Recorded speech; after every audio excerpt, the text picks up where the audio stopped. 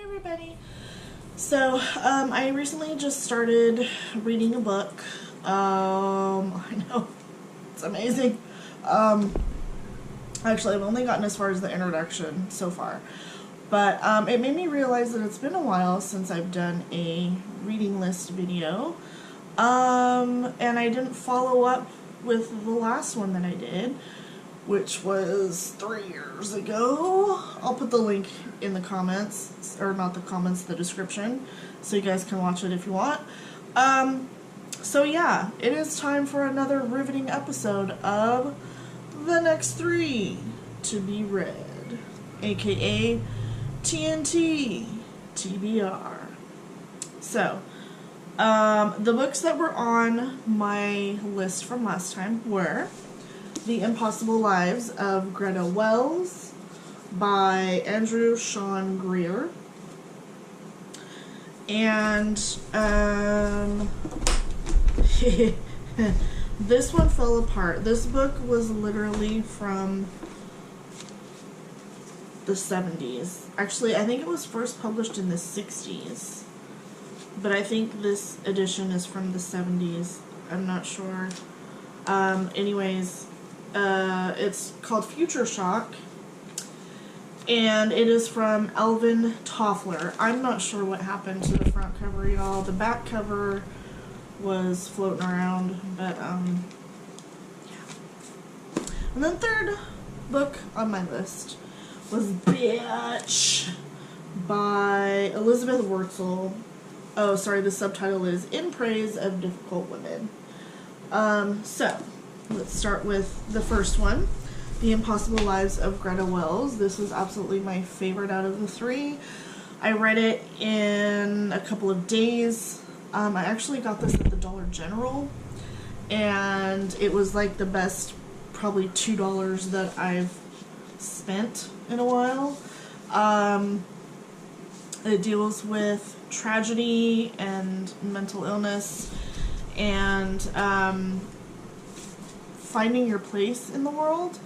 I don't want to give too many spoilers because I really highly recommend this book, and so I really don't want to spoil it for you, but basically this woman has experienced tragedy and goes through depression and undergoes an experimental treatment for her depression, and the side effects include time travel. So basically it's kind of like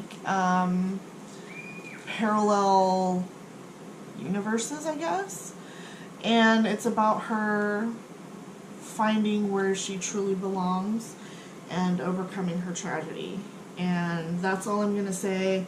Like, I so totally want to like discuss this with somebody because it's that good, but I'm not gonna ruin it for you guys because I highly recommend it.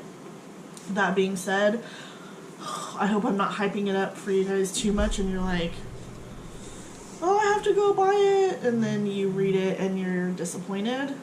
I don't think you'll be disappointed.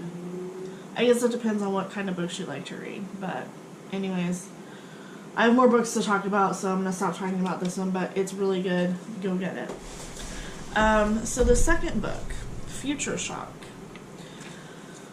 Oh, God. It reads like a very boring textbook. I didn't even finish this. I was reading it for probably a year and a half, and I'm not even sure where I stopped because I could not get into it. In fact, there were times when I would pick it up and start reading and then realize that I'd already read the last like 2 pages that I just read. So then I'd go through and find a page that didn't look familiar and start from there because I figured, oh, I must have left off here because it doesn't look familiar to me. So I couldn't even get into it, and why I didn't have a bookmark, I don't know. That really would have solved my problems, I think. But I didn't have a bookmark for some reason, and I don't dog-ear pages because only monsters dog-ear pages. Um, so yeah, it reads like a very boring textbook. Um, it does have kind of interesting themes, I guess. Future shock is about what is happening today to people and groups who are overwhelmed by change. Change affects our products, communities, organizations, even our patterns of friendship and love. And mind you, this was written like in the 60s. So I did find it interesting that even back then, people were having trouble like adjusting to the fast-paced changes, which back in that day the changes I guess could be considered fast-paced, but compared to like what we experience now, it's a joke. But yeah, like all the technology that was changing, you know, in the 60s was like blowing people's minds, and so this guy decided to write a book about it. There was a comment in here, and I wish I had bookmarked it, but oh, I went right to it. Okay, so it talks about like reproduction and like surrogacy and stuff. Blah blah blah. Okay. A compromise may be the postponement of children rather than childlessness. Men and women today are often torn in conflict between a commitment to career and a commitment to children. In the future, many couples will sidestep this problem by deferring the entire task of raising children until after retirement, which isn't necessarily entirely true, but I mean, people today are having children at a later and later age. This may strike people of the present as odd. Yet once childbearing is broken away from its biological base, nothing more than tradition suggests having children at an early age. Why not wait and buy your embryos later after your work career is over? Thus, childlessness is likely to spread among young and middle-aged couples. Sexagenarians, that would be people in their 60s, who raise infants may be far more common. So, yeah, that whole comment about what the future of like the family structure would look like was really interesting, because it's almost spot on. I mean, not a lot of people in their 60s are having children or adopting children, but definitely people in their 40s and 50s are having and adopting kids. So I thought that was pretty interesting. Another point in here that I thought was pretty spot on was that he said that in the future, people, instead of buying products, they'll pay for experiences, and that's definitely true. Like, you know, people are wealthier now than you know, we have been in the past, so we pretty much have every material object that we really need. I mean, most people, I'm not stupid. I know that there is a lot of poverty that exists, but in general, the middle class, I guess we could say, the middle class and up, you know, we basically have, like, the material things that we need. So the things that we want are not actual things, they're experiences. And, I mean, hello, Groupon. You know, like, you get together and buy an experience with a group of people, you know, going on vacation and, like, having an experience as opposed to buying something, you know what I mean? So I thought that was actually kind of spot on. And there may be more gems like that in this book that I will never find because I'm not picking up this book again. It's just, it's boring.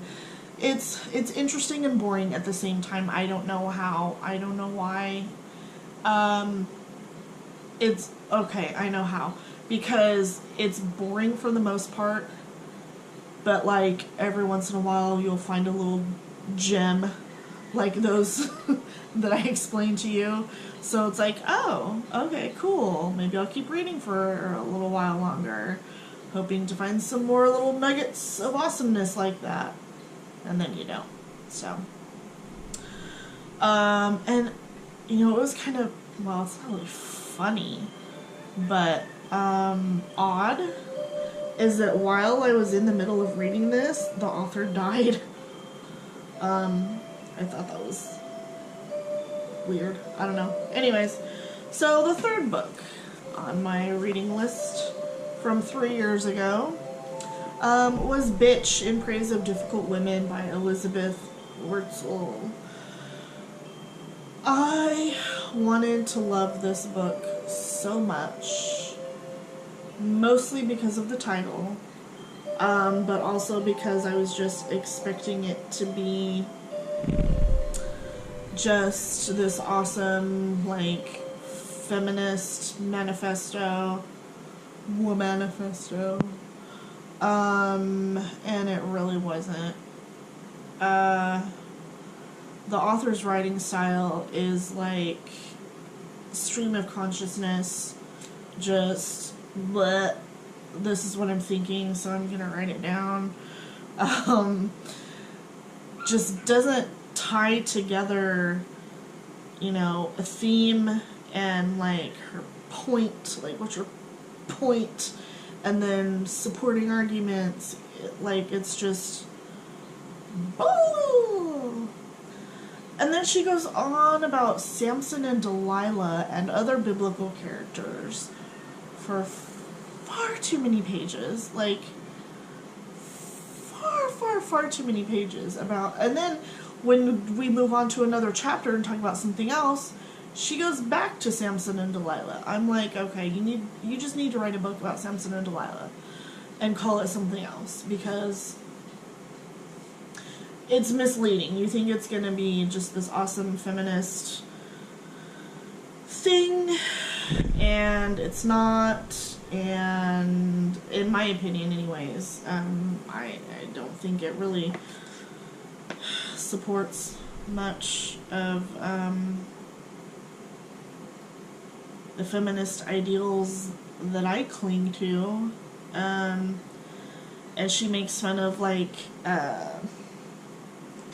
movie stars from the 70s and 80s that have maybe succumbed to drug addiction or haven't aged well, in her opinion. You know, it's like, really, you're gonna take pot shots at aging Hollywood starlets? Like,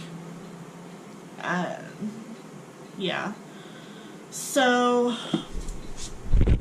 I didn't finish this one either. I like this one, I tried to read for like a year, and this was another one where I'd pick it up and start reading, and I don't know what happens to my bookmarks. Like, I'll start off with a bookmark and then lose it. So, and then instead of finding another bookmark,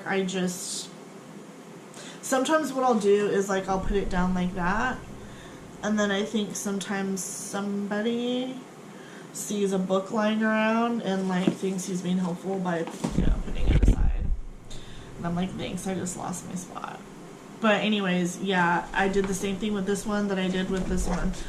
I'd pick it up and start reading and be like, wait, I already read this, and then go through it. Oh, that doesn't look familiar, let's start from here. And yeah, I don't really recommend it at all. So that was the last three. Let's talk about the next three. So the one that I just started is called The Bone People by Carrie Holm. I'm not sure how to pronounce it. I bought this at a used bookstore, and honestly what caught my eye was, well, so you're only looking at the spine when it's on the shelf, right? And I was like, oh, that kind of looks cool. And also it's called The Bone People. I'm intrigued. So it's about people in New Zealand, It's about an artist who comes across a Maori child, and then there's also the child's foster dad that's involved. So it's like those three main characters. And I was looking for a description. I know there's going to be a description there somewhere. Oh, right on the front page. It begins in a tower on the New Zealand Sea. The woman who lives there is Kierwin Holmes, part Maori and part European. She is an artist, estranged from her art, a woman in exile from her family. One night she is disrupted by a speechless, mercurial boy named Simon, who tries to steal from her and then repays her with his most precious possession. As Kierwin succumbs to Simon's feral charm, she also falls under the spell of his Maori foster father, Joe.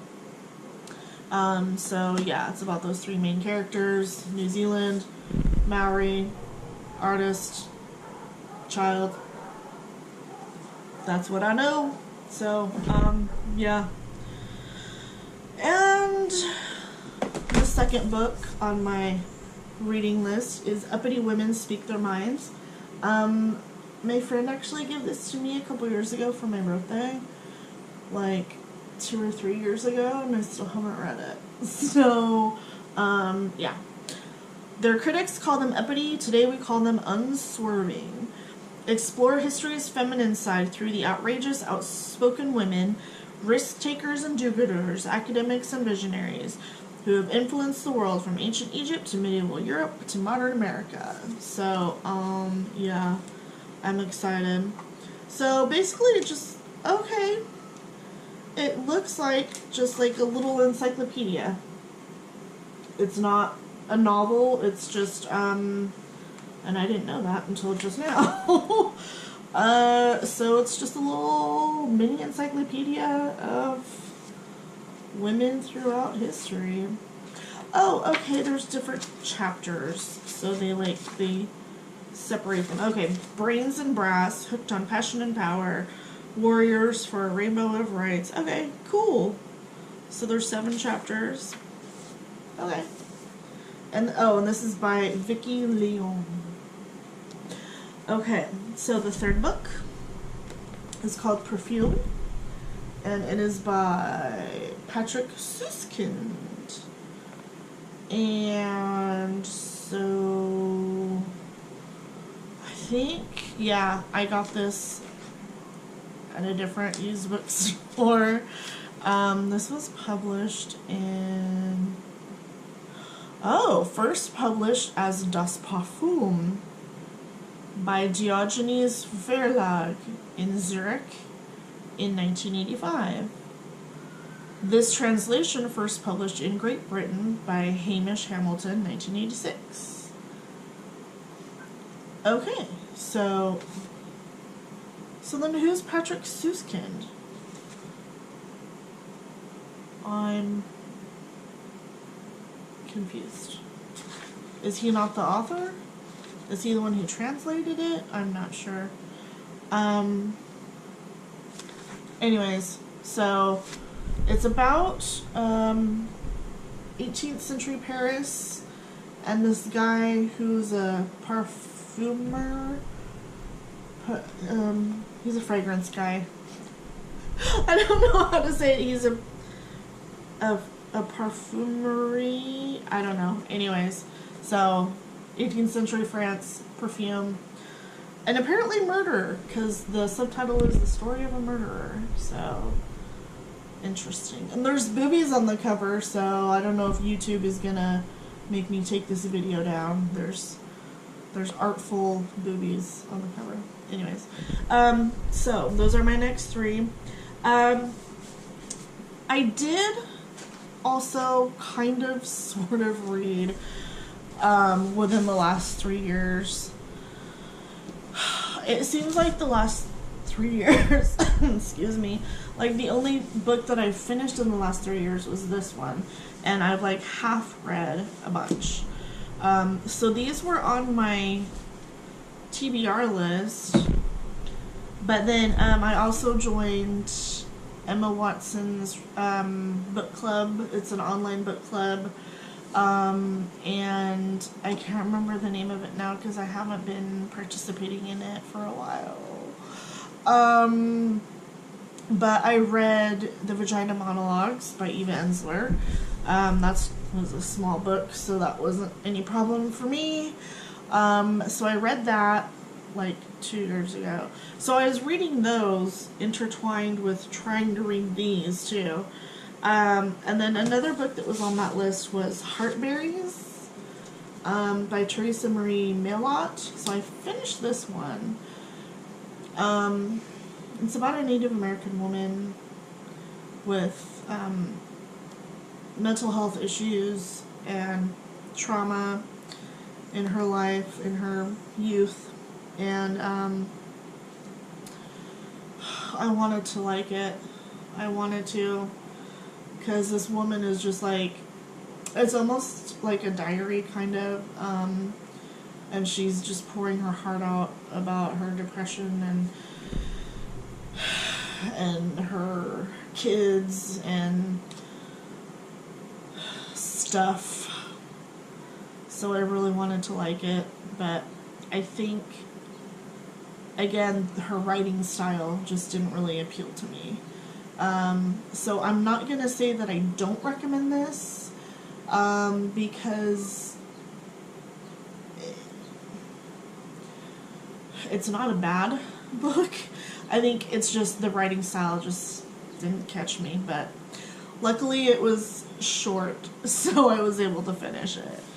And then Why I'm No Longer Talking to White People About Race by Rennie Edo Lodge. This was also on the in the book club. I couldn't finish this one, and I don't know if it's written by a British woman, so it's about how she experiences racism, and it talks about the history of racism in Britain, which